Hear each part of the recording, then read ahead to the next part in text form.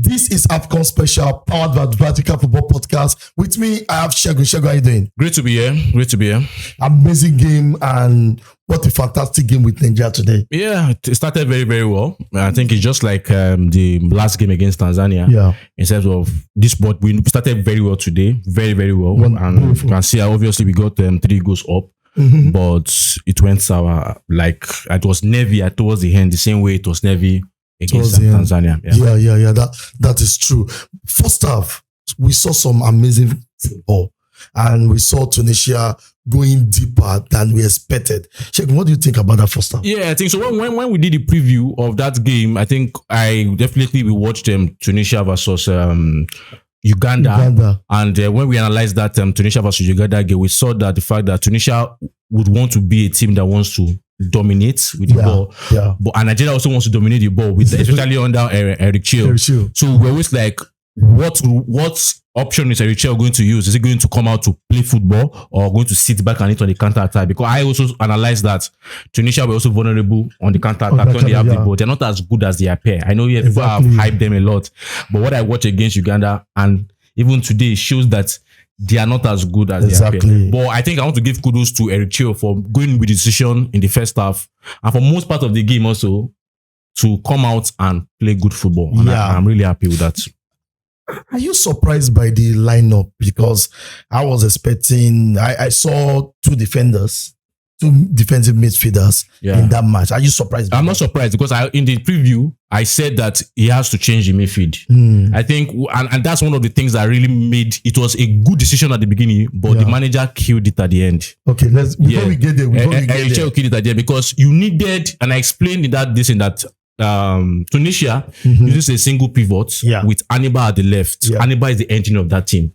If Hannibal doesn't play, the team is out. The team doesn't play. And you see that in the first half, for let's say the first 65 minutes of that game, when Onyeka was on Hannibal was missing. He was out. The moment Onyeka was removed, Hannibal started balling. All this, that I said, the manager made it a very beautiful game, but also the substitution of removing Onyeka killed it. Because the moment Onyeka was taken out of the game, and that's how you can see that when he moved Onyeka, he put Ejike. Ejike couldn't match up with what Hannibal was doing in that midfield.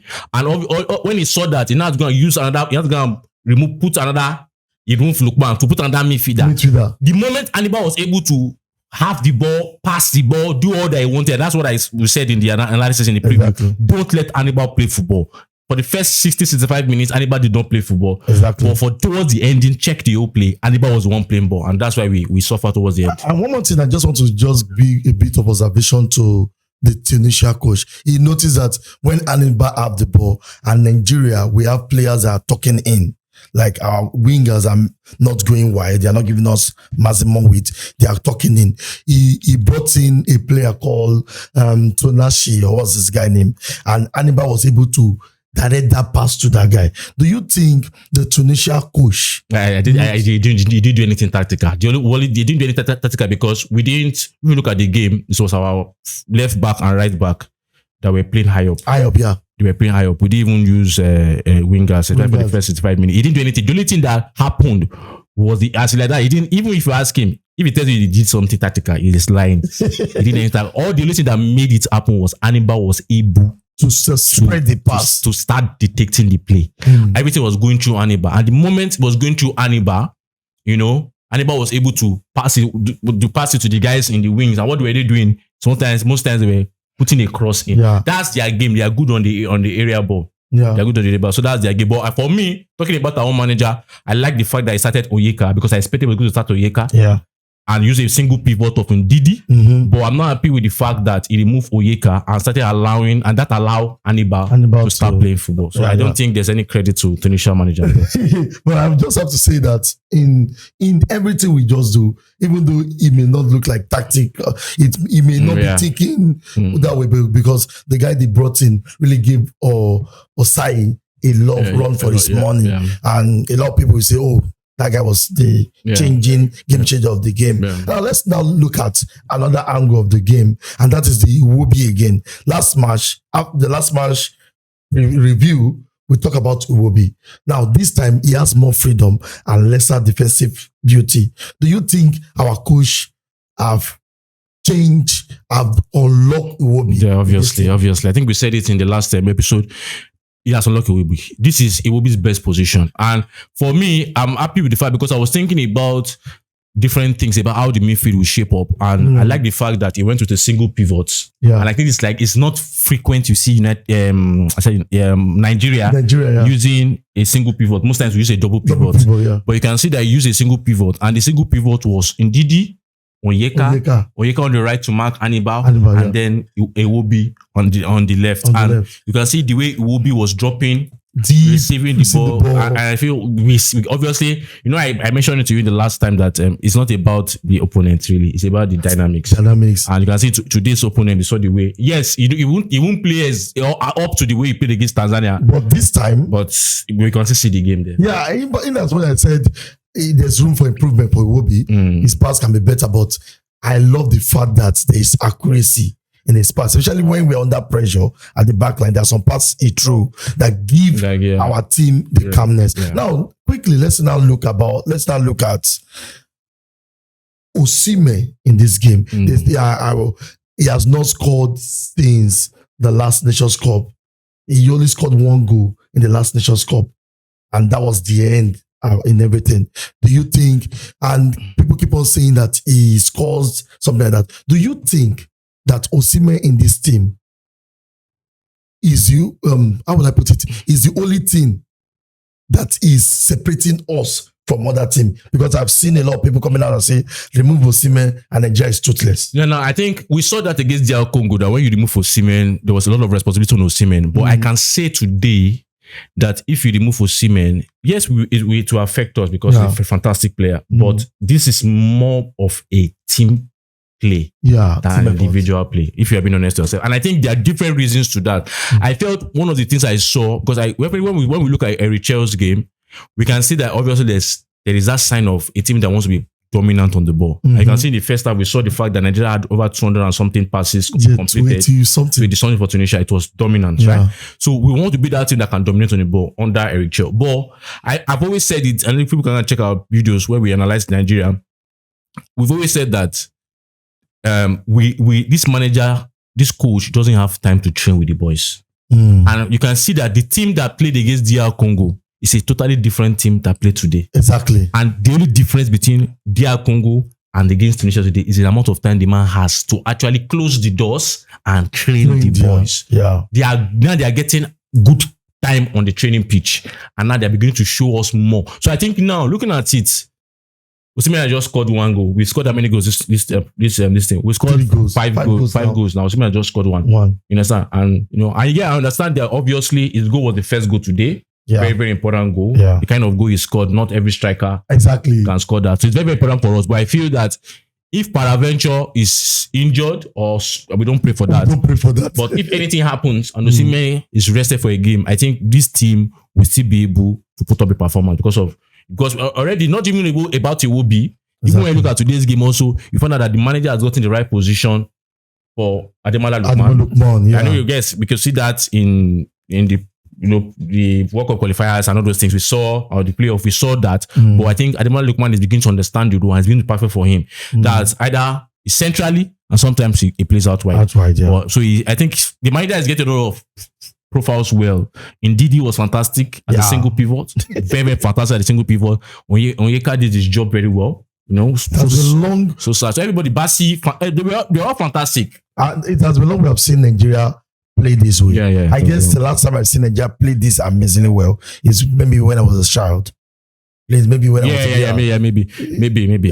But I think for me, I know people might want to disagree, but I think in terms of technical performance, in terms of the modern kind of football performance, I think this performance, especially in the first half, or let's say the first 60 minute performance, I think for me it was the best we have seen in a very long time for Nigeria. Very long time, man. This is, like I said before, this is European standard. I think it's European standard. And it's good. It's not a shame that we're not going to the World Cup. But I feel that it was really amazing. Okay, let's now talk finally on the coach management. Now, because against Tunisia, we saw that we thought their lesser team is a blip. Now, this time we are seeing it loud and clear. Now, what do you think about the coach end game? He has good starting starting up. Yeah. He knows how to manage game to a certain level. What do you think about his end game? I think he needs to work on that. Eric Chelle needs to work on that because the 2 games we've seen now, we found the fact that we drop our levels because of the substitutions. Yeah. And I don't think he's necessarily because of the kind of players on the bench. I think he's the type of players he's bringing on from the bench. The type of players he's bringing on from the bench. Last game, I felt that the last against Tanzania, we said one of the things that affected our game against Tanzania was the fact of deciding to go for out and out wingers. Simon, instead of going for guys that were playing inside like Chukwueze and Lookman. So, and today I felt obviously the decision of removing Onyeka for me, and that's why I said the Tunisian manager did not do anything tactical because even the guy that he brought in that was running and doing this thing, it was an injury. Yes, that forced his hand. So it's like yes, and that was one of his best players. The guy was fantastic, but the fact is, if the injury had not happened, will he have brought the guy in? Exactly. So, but we cannot deny the fact that the guy caused us a lot of havoc there, but also because of the fact that Ademola was now also free and was able to now do all those. And for me, it was even the commentator where I was watching was just mentioning Aniba. It was just frustrating because the guy is on the ball. But I think also let's talk about the coach, the coach management also. But I think also sometimes we need a new goalkeeper. We are going to get there, Cheku, because that's it. Because I don't want to sound like every other people. Money. He did some things right, but do you think, I don't want to come from the winning the new goalkeeper. Do you think Nwabali is just too playful? Yes. Like, he doesn't concentrate or not focus. Yes, I think we have to also look at it. The best goalkeepers in the world are calm people. They have this calm, demure character. Yeah. Because the goalkeeping position is a position where you have to be calm in your head because you are bringing calm to the team in a way. You understand? Your defenders need to know that there's someone behind you that is calm. When you, for example, when you look at Andre Onana, the way Onana plays, when I saw Nwabali at one point today, I remember Onana because Onana was wearing 24 for United. This was 23. So he just brought, I feel he has never brought safety to his back line. And I think if we are really serious about going far, with due respect to Nwabali, with due respect, you can be a very good goalkeeper, but you might not be having the right balance for our team at the moment, right? With due respect to him. But I think if we want to go far, we need to look for a best goalkeeper, a new goalkeeper. Among the 3 we've brought, let's look for another one that can continue this tournament. Because why? Look at the goal they scored. The header wasn't a superb header. Wrong footing, the kind of wrong footing you want to dive.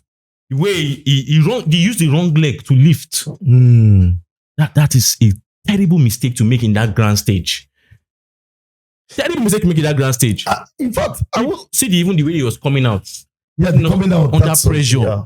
I won't even fault him for even the goal, but the total aura that he brought in that game. No, I will fault him for that first goal. I know a lot of people will fault him. It was clearly wrong footing. Yeah, I know a lot of people will fault him for that, but I'm looking at it that there was a point whereby you punch a ball out or maybe a ball and you run after the ball. No, so the guy is see, we can't have that playful character. Onana was playful. It's just too playful. We can't have that playful character. And I think it comes to show us that maybe Africa doesn't in this our era. Because I was thinking also during the game that imagine we had the Victor Yama in this team. Peter Rufai, Victor Yama, even the team. Ikeshorumu. In this team, we'll be far better as a whole team.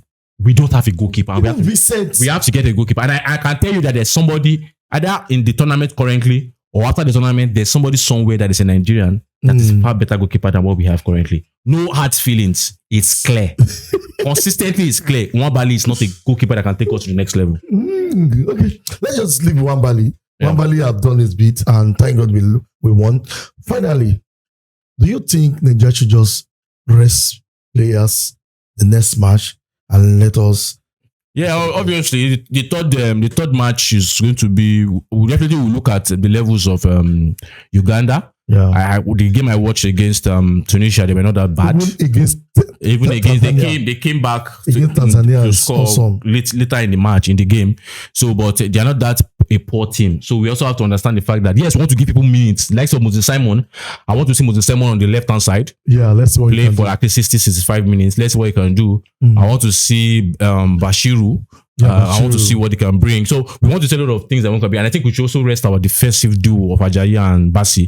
Yeah. They really try for us. So let's bring another defensive duo You know, so obviously let's try another goalkeeper. So, you know, we have to Osayi needs to get a rest. Yeah.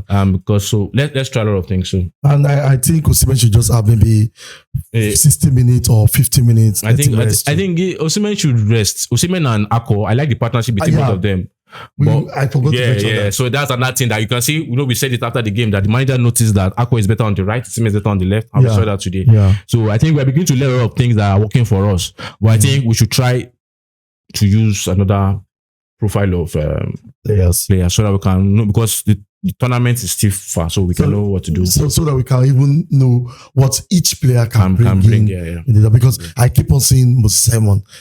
I think maybe there's another player that can even do a better job. If you give him the chance. Really, it was a fantastic game, Shegun. And Nigeria. So sad that it's 32, but fantastic game. No, I'm even happy that we saw some bites from Tunisia. They were toothless for good 60-something minutes. So I'm seeing it's good that it is not a whitewash, because we Nigerians. I wanted it to be a whitewash. I wanted it to be 4-0. When I saw the game, it was a lot of people, even Nigerians, were saying that we didn't play well against Tanzania. I know that yes, we didn't play superbly well, but the dynamics was there. Yeah, we could see what was going to happen. We're not clinical in that game.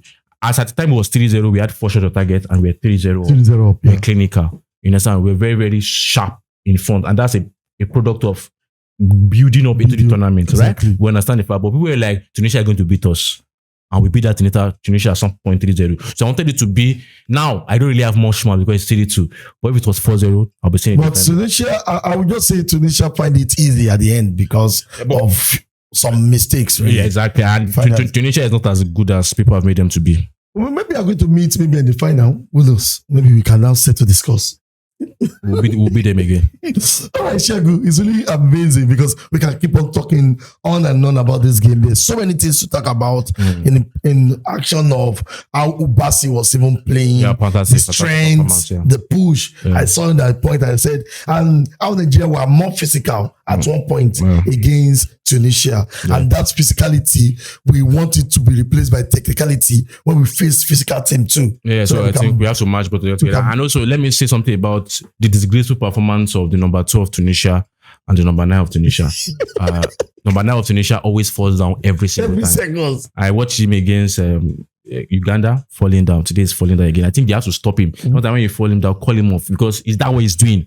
And again, let me be careful what I want to say, but the useless push by the number 2 and also the number 9 to get Nwabali sent off after the whistle had been blown, and someone was running headlessly to go and score when the whistle has been blown. I'm sorry he was wheeled off. I wish him all the best, you know, in his recovery. But next time when the whistle has been blown, stop the play. But the painful thing is that Nwabali, that is not needful. Let's also talk about Nwabali. What are you going to go on? Imagine if it was a different referee. The guy is such a terrible. And finally, Shegun, I just want us to go, but I remember something, that the dynamism of the Nigeria game is in both ways now. Area do, we are good on the head. We've always been good. The directness, I love the directness of this game, and also the calmness we do on possession. We're always good there. I love the fact that at one point in this tournament, our dead balls, corner kicks, and all these things will be very, very useful for us. Yeah, it was good. It was good that we scored from that situation, so it was good. So, Shegun, let's just have it that way. Maybe next time we'll talk about other things. Maybe against Uganda, we just have a more relaxed talk and analyze some players. It's really nice having you on board. Thank you very much. Guys, I know you have a lot of things to talk about. There are some things that we did not mention here. And if you have anything to say, drop it in the comment section. We will be there to give you in-depth or better analysis by tapping it. And also, don't forget, always like, share, subscribe. This is needful. Subscribe until we meet again. Fatika is here for you. Stay fixed. The Fatika Football Podcast. Bye-bye.